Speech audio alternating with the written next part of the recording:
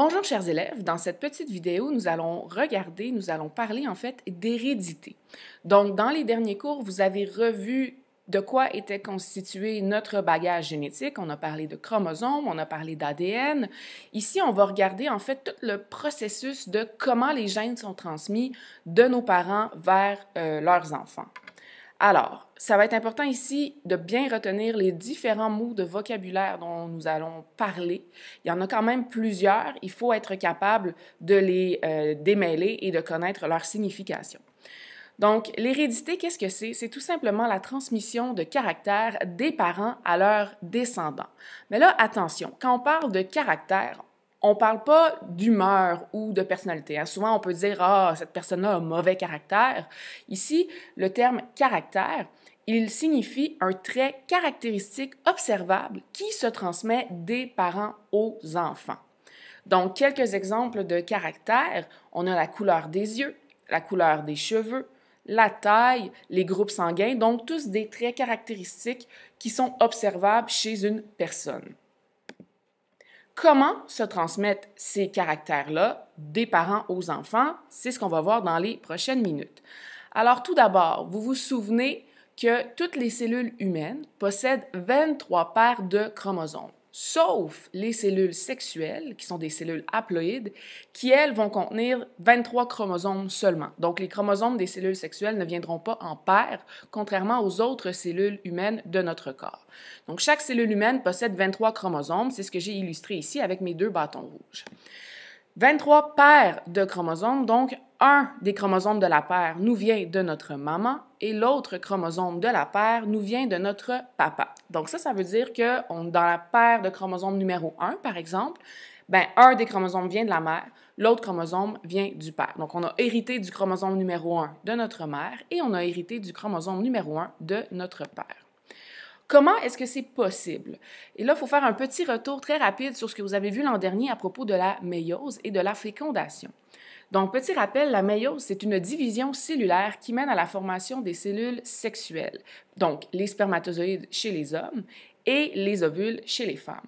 Ces cellules sexuelles-là, comme je l'ai mentionné tantôt, possèdent seulement une copie de chaque chromosome. Donc, le spermatozoïde a 23 chromosomes et l'ovule a 23 chromosomes également. La fécondation, c'est lorsque une cellule sexuelle mâle va entrer en contact, va fusionner, si vous voulez, avec une cellule sexuelle femelle. Donc, c'est quand un spermatozoïde et un ovule se rencontrent pour former une nouvelle cellule, un œuf, qu'on appelle aussi un zygote.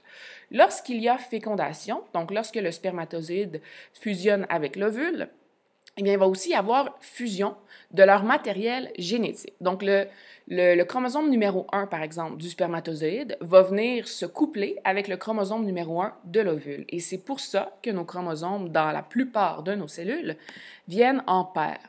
Donc, on a ici une image des 23 paires de chromosomes que l'on possède dans nos cellules humaines. Donc, par exemple, la paire numéro 1 ici, un des chromosomes vient de notre mère, par exemple celui à gauche, et celui à droite va venir de notre père. Donc, vous voyez qu'on a deux fois des chromosomes dans la paire 1, deux fois des chromosomes dans la paire 2, deux fois des chromosomes dans la paire 3, etc., etc. Je vous rappelle que des paires de chromosomes, on appelle ça des chromosomes homologues. Donc, ça veut dire que chaque chromosome de la paire va contenir les mêmes gènes, parce que les chromosomes identifiés par le même numéro contiennent les mêmes gènes. Par exemple, sur le chromosome numéro 1, on va retrouver un gène qui nous dicte en fait la couleur de nos yeux. Mais comme on hérite de chromosome numéro 1 de notre mère et de notre père, ça veut dire que je vais avoir deux fois un gène qui dicte la couleur de mes yeux. Donc, par exemple, ici, supposons que la petite ligne verte correspond à un gène. On voit que sur le chromosome hérité de ma mère, j'ai le gène vert. Sur le chromosome hérité de mon père, j'ai aussi le gène vert. Supposons encore une fois que le trait jaune correspond à un autre gène, par exemple le gène pour la taille. Eh bien, j'hérite d'un gène pour la taille du côté de ma mère, mais j'hérite aussi d'un gène pour la taille du côté de mon père, etc., etc. Donc, tous les gènes viennent toujours en paquet de 2, si vous voulez, parce que nos chromosomes viennent en paquet de 2. Donc, dans chaque paire de chromosomes, on a toujours deux copies du même gène. Et là, il faut faire attention ici. Quand on parle de copie du même gène, on ne parle pas nécessairement de la même séquence de nucléotides. Par exemple, si on, on prend comme exemple les traits fuchsia ici, les traits roses, eh bien, supposons que ça correspond à la couleur des yeux, excusez-moi. Donc, le trait fuchsia a été hérité de la mère. J'ai un gène pour la couleur de mes yeux qui vient de la mère, et de l'autre côté, j'ai un gène pour la couleur des yeux qui vient de mon père. Mais ça ne veut pas nécessairement dire que ça va donner la même couleur. Il est possible, par exemple, qu'un des gènes que j'ai hérité me donne une couleur de yeux bleus et que l'autre gène que j'ai hérité me donne une couleur de yeux bruns, comme c'est le cas ici dans l'exemple. Donc, par exemple, ma mère et mon père m'ont donné un gène qui allait déterminer la couleur de mes yeux, mais ma mère, elle, la couleur résultante, c'est les yeux bleus, et mon père, la couleur résultante, c'est les yeux bruns. Donc, ces gènes qui viennent en 2 copies, on appelle ça des allèles. Donc, ces copies du même gène, c'est tout simplement appelé allèle. Et là, attention, allèle, c'est un nom masculin et non pas un nom féminin. Donc, faites attention lorsque vous l'employez dans des phrases. Donc, ça, c'était l'exemple de tantôt.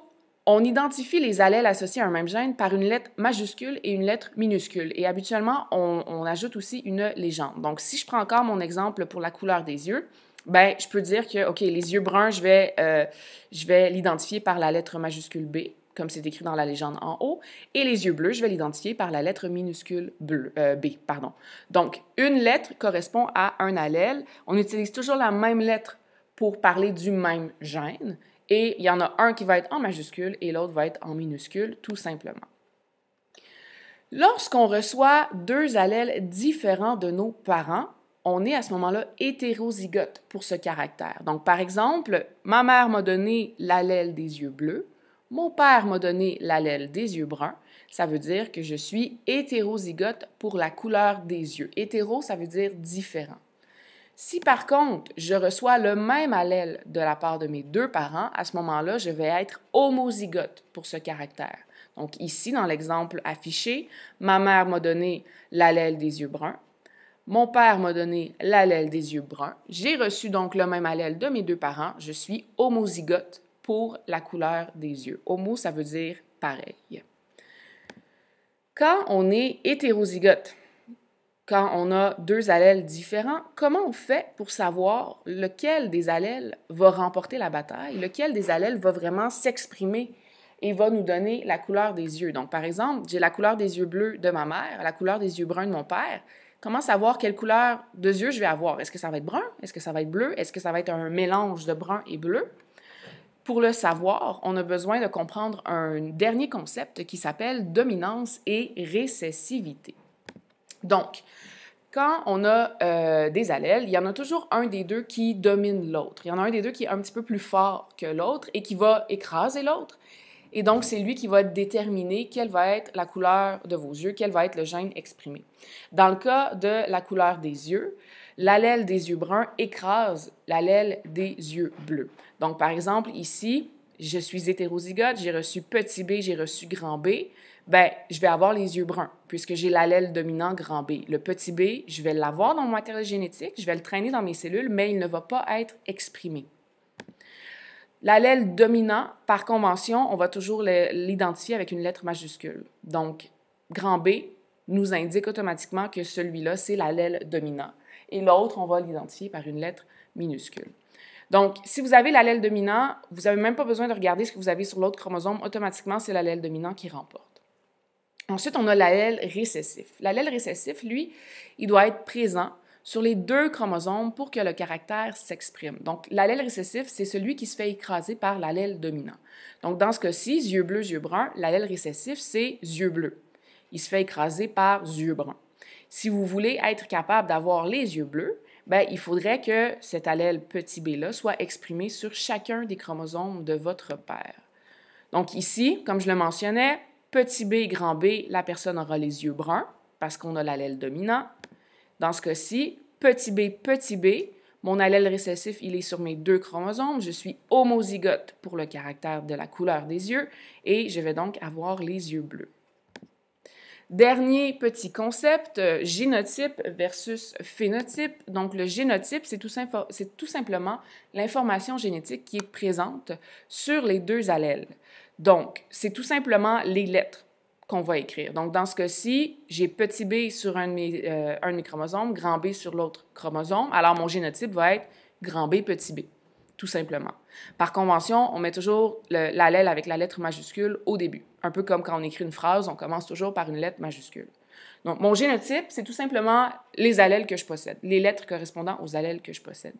Le phénotype, lui, c'est le caractère physique qui est exprimé et qui dépend du génotype. Donc, c'est le résultat du génotype. J'ai sur mes chromosomes grand B, petit b.